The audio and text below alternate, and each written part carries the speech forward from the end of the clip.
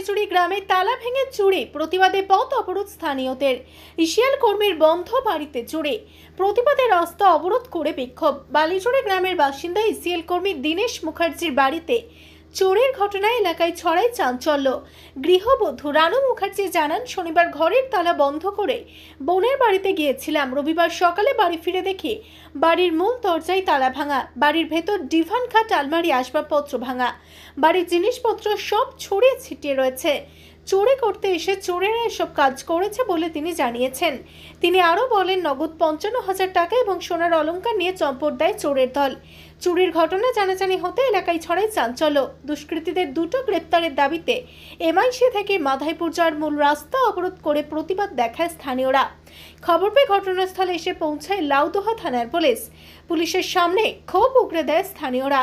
বাসিন্দাদের একাংশের অভিযোগ, সম্প্রতিকালে বেশ কয়েকবার চুরির ঘটনা ঘটলেও পুলিশ কোনো ঘটনার কিনারা করতে পারেনি। কিছুক্ষণ অবরোধ চলার পর পুলিশের মধ্যস্থতায় অবরোধ তুলে নেয় স্থানীয়রা।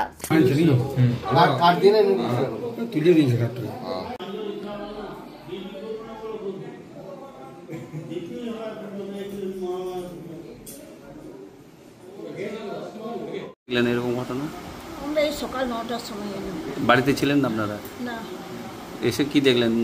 বাইরে তালা দেওয়া ছিল? তালা খুলেছি, বাইরে তালা খুলে ভিতরে তালা খুলতে যাচ্ছি, তখন দেখছি গেট ভাঙা। দিয়ে ও বাইরে কাঠের কপারটা ঠেসানো ছিল, কপার ঠেলে ঢুকছি না, দেখছি আলমারি একবারে ভাঙা। সদর দরজা থেকে দেখছি আলমারি ভাঙা। আলমারি ভাঙা দেখে ভিতরে ঢুকছি না, ডিমান্ড একদম তছনছ করা। পাশের রুম দেখছি, পাশের রুমেরও আলমারি তছনছ করা। কি গিয়েছে আপনার? গিয়েছে আমার সোনা প্রায় 1.5-2 ভরির মতন ছিল, আংটি, কানের হার নিয়ে। আর টাকা আমার গুণা ছিল 55,000, বাকি আমার কাপড়ের তলে আরে রাখতাম। কত টাকা গিয়েছে আমি নিজেও বলতে পারবো না। এরকম ঘটনা এর আগে আপনাদের পাড়ায় হয়েছে? আমাদের পাড়াতে এই নিয়ে 3 বার হলো। এই যে পুলিশের ভূমিকা কি? পুলিশ কিছু করে না? পুলিশ কোনো কিছুই করছে না। পুলিশের যদি ভূমিকা ভালো থাকতো তাহলে এরকম চলছে না, পারত না। কি নাম আপনার? আমার রানু মুখার্জি।